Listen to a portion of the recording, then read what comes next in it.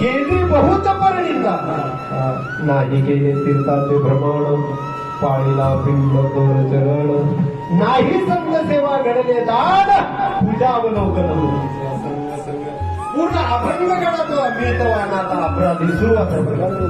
पूर्ण अभंग आता चालू आहे आपण रोज म्हणतो. हा पूर्ण अभंगामध्ये जगद्गुरु तुकोबारायांच्या हस्तकरणामध्ये जाण्याचा मी विचार केला.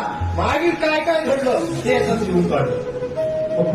तिसरी असणारी ब्रह्ममूर्ती. ब्रह्ममूर्ती म्हणजे काय? ब्रह्ममूर्ती म्हणजे केवळ आणि केवळ ब्रह्म आहे.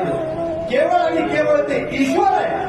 केवळ आणि ते परमात्मा, त्याच्याशिवाय दुसरं नाही. ब्रह्ममूर्ती आणि त्याची उपमा असणारे या ठिकाणी नामदेव महाराज संतांना देतात. ब्रह्ममूर्ती संत जगी अवतरणे.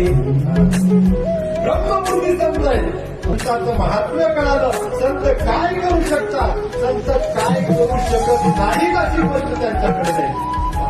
संत काही करायचे संत असणारा भिंत चालू शकतात, निर्जीव असणारी तर हा सजीव असणारा देह संत चालू शकत नाही का? सजीव असणारा देह संत चालू शकत. अरे ते रेडा बोलू शकतो वेद, मग आपण का बोलू शकत नाही?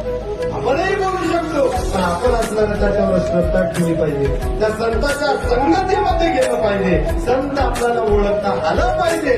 संत मला आता ओळखता आले. नामदेव महाराज म्हणतात आता मला काय पाहिजे? आता दुसरं काहीच नाही. ब्रह्मांडिक ज्यांचे वंदिती पायवणी आणि तशा संतांची संगती मला कायम राहावी.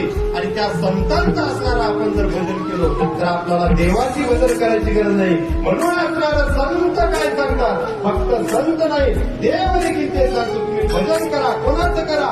संतांचं करा. म्हणून सगळ्यांनी असणारं संतांचं भजन करायचं आहे.